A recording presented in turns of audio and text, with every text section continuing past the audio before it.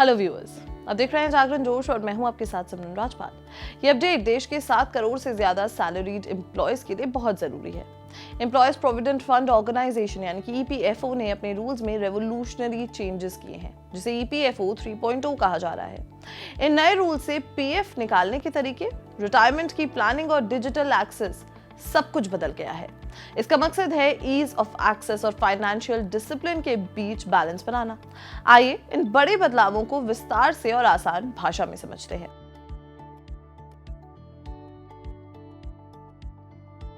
सबसे बड़ा बदलाव आया है पीएफ निकालने की सीमा यानी कि लिमिट में।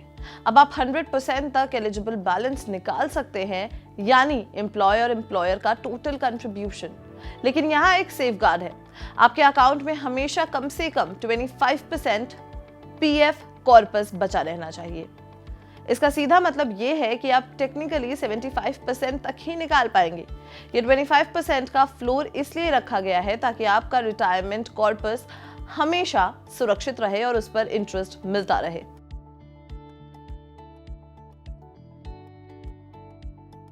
पुराने सिस्टम में 13 अलग अलग तरीके के पार्शियल विड्रॉल थे, जैसे कि शादी, एजुकेशन, मकान, बीमारी के लिए, जिसके अलग रूल्स और फॉर्म्स थे। इसमें बहुत कंफ्यूजन और पेपर वर्क होता था। नए सिस्टम की अगर बात करें तो अब इन सभी को 3 मेन कैटेगरीज में कंसोलिडेट कर दिया गया है: एसेंशियल, हाउसिंग और स्पेशल सर्कमस्टांसेस। इस सिंप्लीफिकेशन से रेड टेप पेपर वर्क कम होगा और प्रोसेस तेज होगा।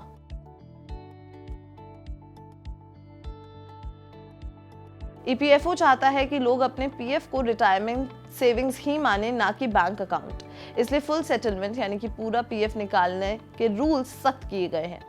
ईपीएफ कॉर्पस, अगर आपकी नौकरी छूट गई है तो आप अब 2 महीने के बजाय 12 महीने यानी कि 1 साल की कंटिन्यूअस अनएम्प्लॉयमेंट के बाद ही पूरा पीएफ निकाल पाएंगे। ईपीएस पेंशन फंड यानी कि ईपीएस के लिए ये वेटिंग पीरियड अब 36 महीने यानी कि 3 साल कर दिया गया है। इस नियम का मकसद प्रीमेच्योर विड्रॉल्स को रोकना और रिटायरमेंट डिसिप्लिन को बढ़ाना है।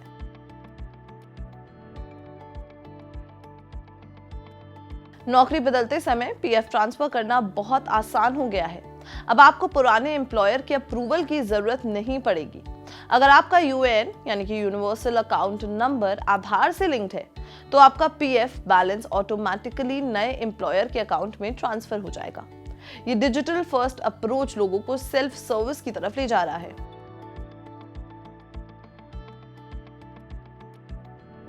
क्लेम सेटलमेंट की स्पीड बढ़ाने के लिए एक बहुत ही बड़ा बदलाव हुआ है।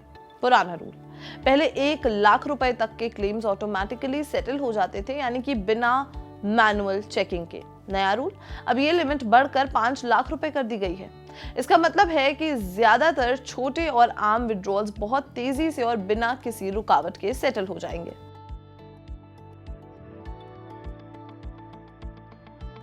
सिक्योरिटी और कन्वीनियंस दोनों बढ़ाए गए हैं। पहला है फेस ऑथेंटिकेशन। आइडेंटिटी वेरिफिकेशन के लिए अब आधार ओटीपी के साथ उमंग ऐप के जरिए फेस ऑथेंटिकेशन का भी ऑप्शन दिया गया है। फिर है पासबुक लाइट। मेंबर्स को यूनिफाइड एक्सेस देने के लिए पासबुक लाइट इंट्रोड्यूस किया गया है, जिसके मल्टीपल लॉगिन्स की जरूरत नहीं पड़ेगी। केवाईसी और प्रोफाइल अपडेट्स भी अब आधार और उमंग ऐप के जरिए आसानी से हो सकते हैं।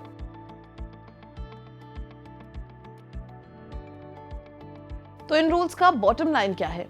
ज्यादा एक्सेस, ज्यादा सुरक्षा। अब आप जरूरत पड़ने पर पैसा निकाल सकते हैं, लेकिन 25% की मैंडेटरी रिटेंशन सेविंग्स आपको बचानी ही होंगी। फिर है कम पेपर वर्क। कैटेगरीज सिंप्लीफाई होने से रेड टेप कम हुआ है। फिर आता है डिसिप्लिन। 12 महीने और 36 महीने का वेटिंग पीरियड रिटायरमेंट डिसिप्लिन को मजबूत करता है।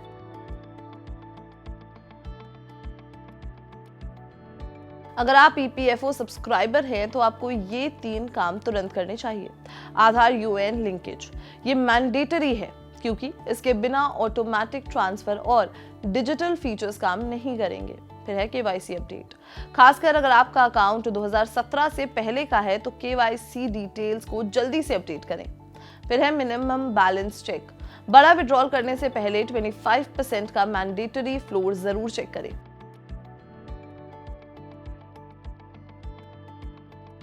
ईपीएफओ का ये ईपीएफओ 3.0 ओवरहॉल एक बहुत बड़ा कदम है।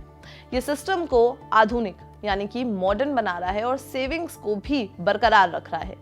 ये नए रूल्स लाखों सैलरी लोगों के लिए तेज एक्सेस, कम फॉर्म्स और बेहतर फाइनेंशियल फ्यूचर की दिशा में एक बड़ा कदम है।